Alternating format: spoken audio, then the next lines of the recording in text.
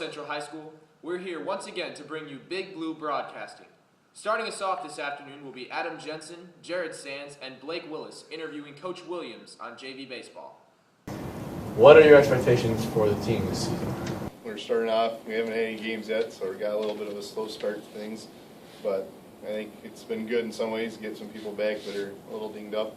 So hopefully just be competitive. Not in the past with JV baseball hasn't been too competitive, so hopefully things will go well this year. How have your practices been looking so far? Pretty good for how many practices we've had inside. I think things have gone well. Everybody stays pretty focused. Kind of shortened practices up as far as time, so it's not as long as maybe a normal traditional practice. So we're just going about an hour, hour and a half. That way we can just get through the work that we need to and call it a day. How many wins are you hoping for this season? Anything over 500 would be a marked improvement for JV baseball. So hopefully we can hit the 500 mark and stay above it. How do the players in the infield look so far? Pretty solid infield. We've got a lot of variety of guys, different lineups we can throw together. So if someone's struggling, we should have somebody pretty quality backing them up. We can kind of move things around. What about the outfield? Outfield, very athletic, very speedy. Just a matter of getting that game experience, but I like how the outfield looks as well. How is the coaching staff so far? Very solid. I don't think we could ask for any more at the coaching staff. There's one individual in charge. I don't think there's much more that we would need. Well, thank you and good luck with your season. Thank you, guys. Thank you. Now to Hudson Long, Noah Frericks, and myself for a comical version of the spring. Hi, I'm Hudson Long, and this is Noah Frericks. We're reporting live from the CHS Theater productions of Macbeth and Much Ado About Nothing. This was the first attempt at Shakespeare in CHS history, and the cast and crew made it a performance no one will ever forget. This year's annual spring play brought in a record-setting attendance rate, a staggering 15 2/3 rows of people at each performance.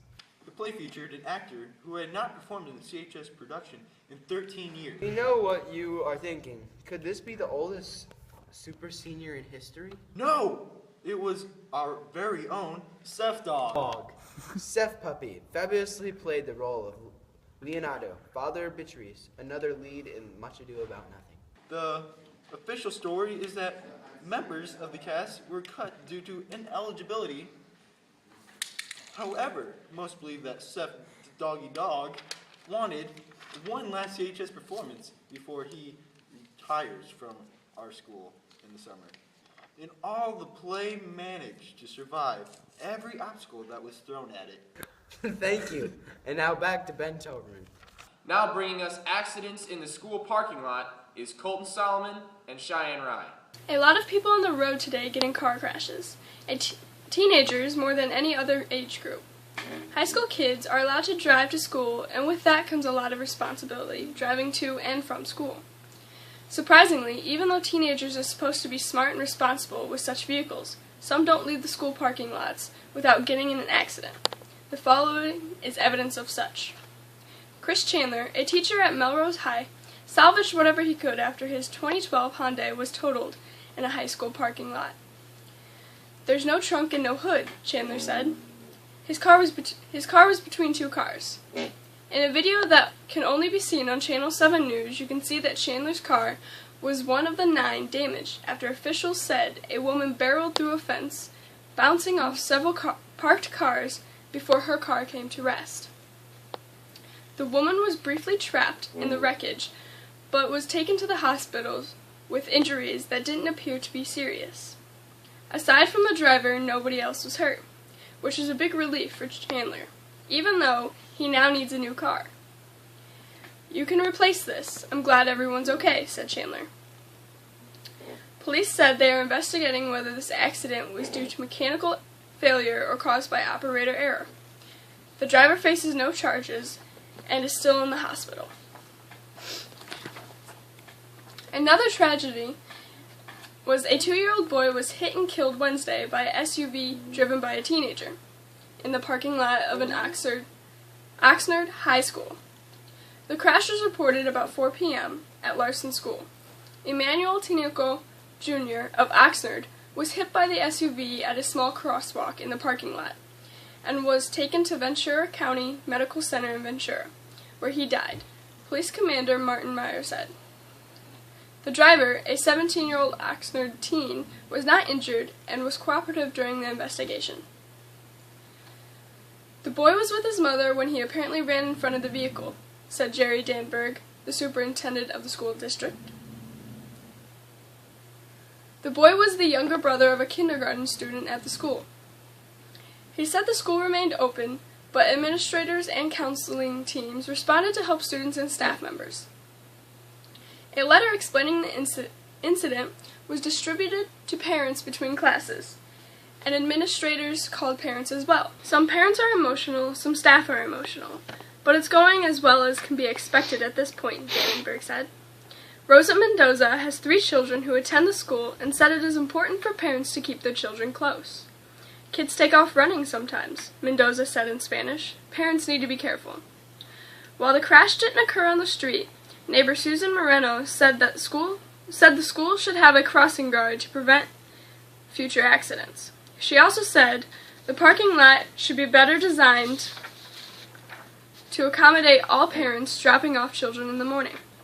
Things that should be enforced are much safer routes in and out of school, more severe discipline if any rule is broken, and more staff observing and controlling traffic in and out of school.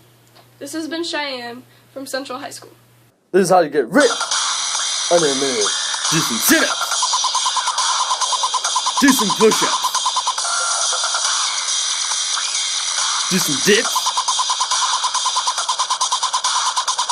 Do some planks. And do some more walks.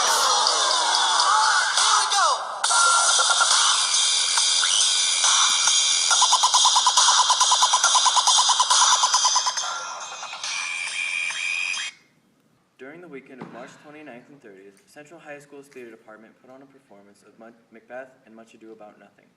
Nick Smith went out to interview a few people involved with the show. First, he interviewed Mr. Sefner, who is the director of the 2 plays and also played Leonardo in Much Ado About Nothing. Feelings towards the performance.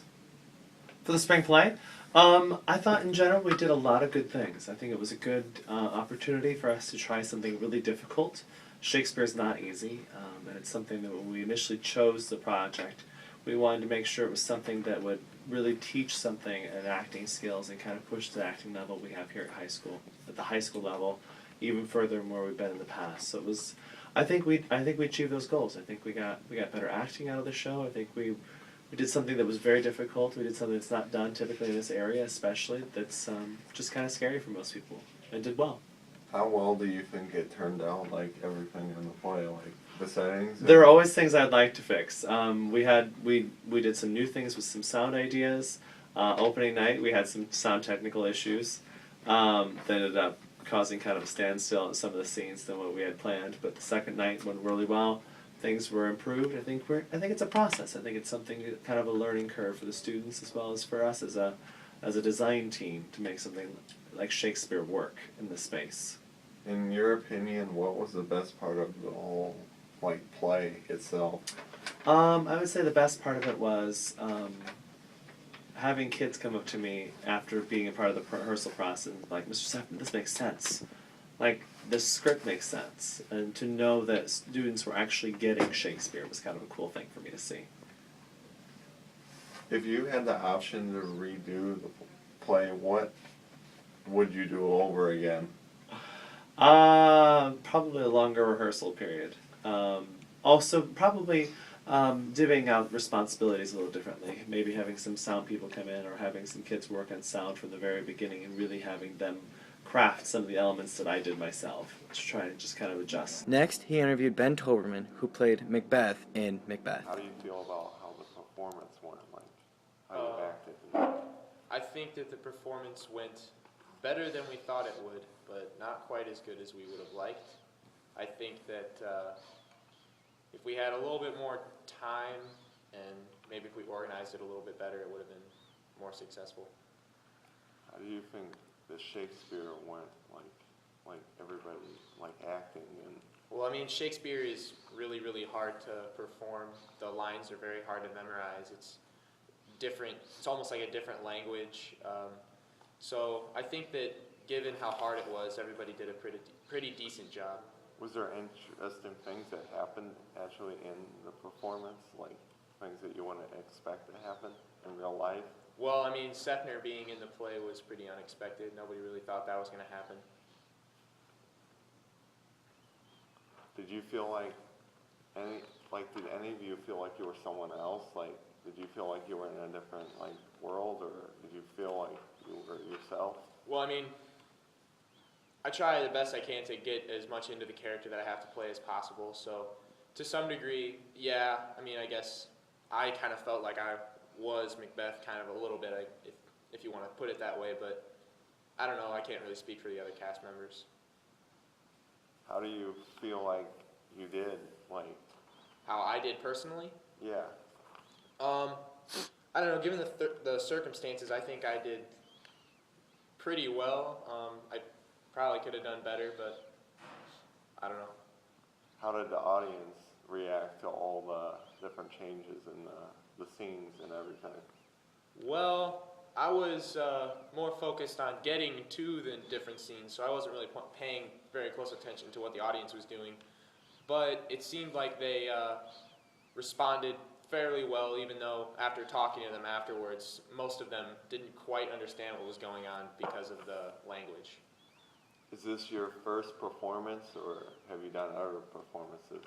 No, I've done a couple other performances throughout the years. This is definitely the most difficult one that I've had to do, though. Thank you, Connor and Nick. Now to Kyle Balthazar, Luke Bloomy, and Corey Steinhardt to talk about new gaming apps on iTunes. Newest games on the App Store. Newest one I found was 2048. The objective of this game is to get one of the boxes to get to 2048, and that's how you win. Of course, when you look at the name, it is very explanatory. You only get a certain amount of moves, because when the 4x4 box fills up, you lose. The numbers multiply when you collaborate them. The game I found was Don't Step on the White Tile. This game is simple as knowing your colors. The game has a track which has 4 tiles in a row. One of the tiles is a different color, and you would have to tap it when it moves. You are supposed to avoid the white tiles and touch only the darker colors. The track quickly moves while you're touching the tiles. You have 10 seconds to reach at least 50 tiles. There are multiple game modes you can play, but the easiest is long run. I've seen many people playing this around our school. Back to you, Ben. Well, that's all we have for you today. We'll have more for you soon enough. This is Ben Toberman with Big Blue Broadcasting. Have a good afternoon, Central High School.